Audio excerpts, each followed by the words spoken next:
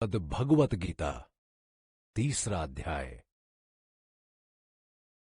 इस अध्याय में नाना प्रकार के हेतुओं से विहित कर्मों की अवश्य कर्तव्यता सिद्ध की गई है तथा प्रत्येक मनुष्य को अपने अपने वर्णाश्रम के लिए विहित कर्म किस प्रकार करने चाहिए, क्यों करने चाहिए, उनके ना करने में क्या हानि है, करने में क्या लाभ है, कौन से कर्म बंधन कारक हैं और कौन से मुक्ति में सहायक इत्यादि बातें भली भांति समझाकर कर्मयोग का निरूपण किया गया है। इस प्रकार इस अध्याय में कर्मयोग ही का विषय अन्यान्य अध्यायों की अपेक्षा अधिक और विस्तार पूर्वक वर्णित है एवं दूसरे विषयों का समावेश बहुत ही कम हुआ है और जो कुछ हुआ है वो बहुत ही संक्षेप में हुआ है। इसलिए इस अध्याय का नाम कर्मयोग रखा गया है। अर्जुन उवाच जयायसी चेत कर्मणस्ते मता बुद्धि जनार्दन तत्किम कर्मणि घोरे मां नियोजयसी केशव। पदच्छेद।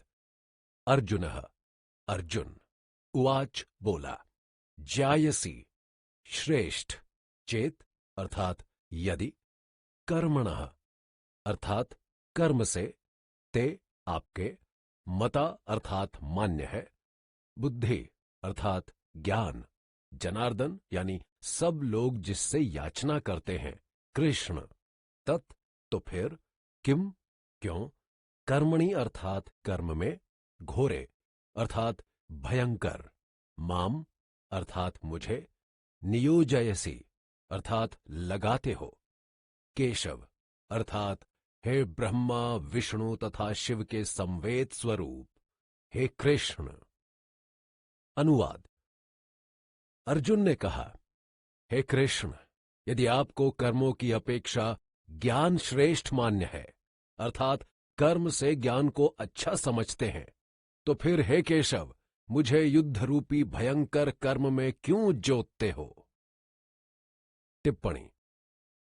दूसरे अध्याय में भगवान कृष्ण ने 11वें श्लोक से लेकर 30वें श्लोक तक आत्म तत्व का निरूपण करते हुए सांख्य योग का प्रतिपादन किया। फिर 39वें श्लोक से लेकर 53वें श्लोक तक समत्व बुद्धि रूप कर्मयोग का वर्णन किया। इसके पश्चात 54वें श्लोक से अध्याय की समाप्ति पर्यंत अर्जुन के पूछने पर भगवान ने समत्व बुद्धि रूप कर्मयोग के द्वारा स्थित प्रज्ञ सिद्ध पुरुष के लक्षण, आचरण और महत्व का प्रतिपादन किया। वहां कर्मयोग की महिमा कहते हुए भगवान ने 47वें और 48वें श्लोक में कर्मयोग का स्वरूप बतलाकर अर्जुन को कर्म करने के लिए कहा। फिर 49वें में समत्व बुद्धि रूप कर्मयोग की अपेक्षा कर्म का स्थान बहुत ही नीचा बतलाया। फिर 50वें में समत्व बुद्धि युक्त पुरुष की प्रशंसा करके अर्जुन को कर्मयोग में लगने के लिए कहा। फिर 51वें में समत्व बुद्धि युक्त ज्ञानी पुरुष को अनामय निर्विकार परम पद की प्राप्ति बतलाई।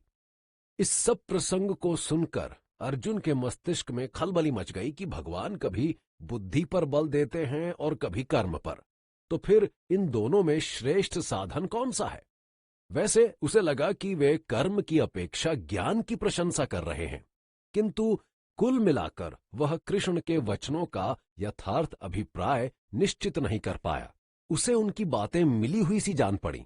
अतः उनका स्पष्टीकरण करने एवं उसके लिए एक श्रेयस्कर मार्ग निर्धारित करने के लिए उसने उनसे विनती की। वास्तव में यह सब मुसीबत अर्जुन की स्वयं की खड़ी की हुई है। कृष्ण ने ये कहीं नहीं कहा कि कर्म की अपेक्षा ज्ञान श्रेष्ठ है। अर्जुन अपनी गलती से बुद्धि का अर्थ ज्ञान लगा बैठा, जिसके कारण वह भगवान के वचनों का मर्म समझने में असमर्थ रहा। और अर्जुन ही नहीं, वो प्रत्येक व्यक्ति गीता के तत्व को जानने में नितांत विफल रहेगा जो यह हृदयंगम नहीं कर लेता कि इसमें सांख्य योग का अर्थ है ज्ञान योग, बुद्धि का अर्थ है समत्व बुद्धि रूप कर्मयोग, योग का अर्थ है कर्मयोग और कर्म का अर्थ है निष्काम कर्म। अतः बुद्धि का ज्ञान रूपी गलत अर्थ समझ बैठने के कारण अर्जुन ने दूसरे अध्याय के 49वें श्लोक में दूरेण ह्यवरम कर्म बुद्धि योगा धनंजय का यह भ्रमात्मक अभिप्राय निकाल लिया कि भगवान ज्ञान की अपेक्षा कर्मों को अत्यंत तुच्छ बतला रहे हैं, और वहीं बुद्धो शरणम विच्छ से इसलिए यह आदेश दे रहे हैं कि तू ज्ञान का आश्रय ग्रहण कर। वस्तुतः उनका मंतव्य है कि समत्व बुद्धि रूप कर्मयोग की अपेक्षा सकाम कर्म अत्यंत तुच्छ हैं। इसलिए हे अर्जुन, तू समत्व बुद्धि से होने वाले कर्मयोग का आश्रय ले। अपनी मनोभ्रांति दूर कराने तथा अपने लिए प्रशस्त कल्याणकारी कर्तव्य पथ निश्चित करवाने के उद्देश्य से अगले श्लोक के द्वारा अर्जुन फिर कृष्ण से याचना करता है। व्यामी श्रृणेव वाक्येन बुद्धिम मोहयसीव में तदेकम वद निश्चित्य येन श्रेयो हमाप्युनाम। पदच्छेद।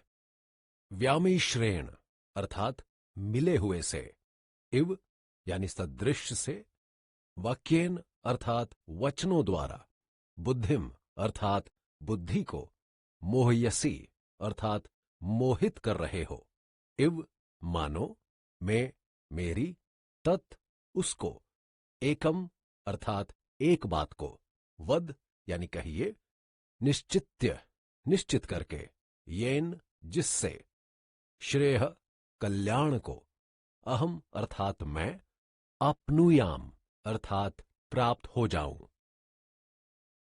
अनुवाद।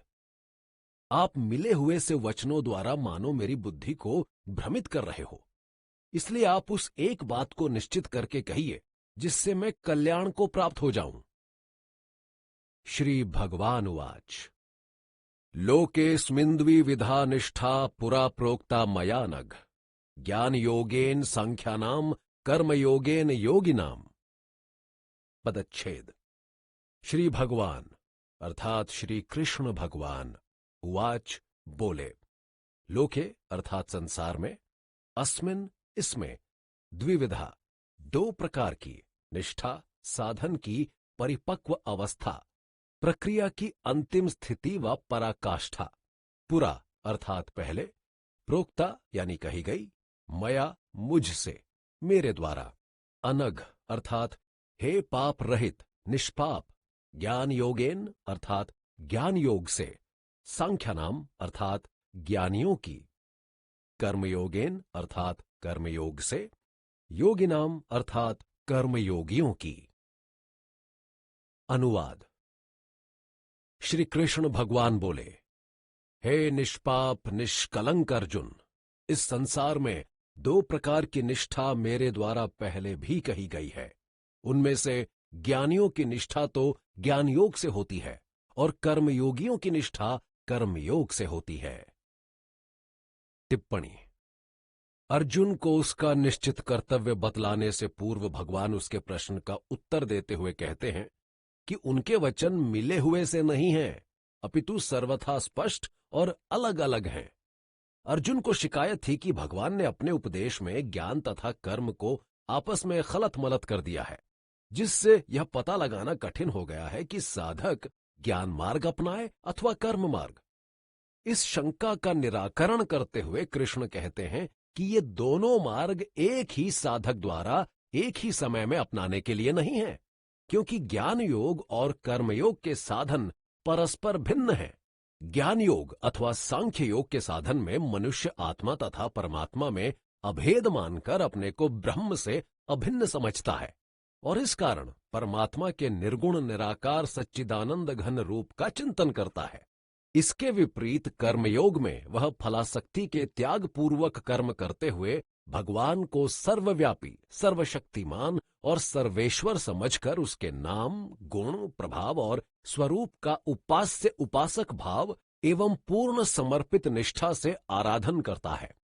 इस प्रकार दोनों साधनों का अनुष्ठान एक साथ एक काल में एक ही मनुष्य के द्वारा नहीं किया जा सकता।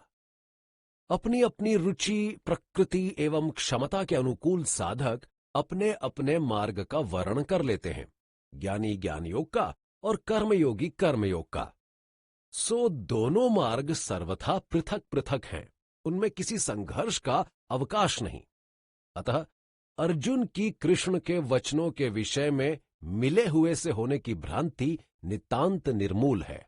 मेरे द्वारा पहले भी कही गई है से कृष्ण का अभिप्राय है कि ये दो प्रकार की निष्ठाएं उन्होंने अर्जुन को पहली पहली बार नहीं बतलाई हैं।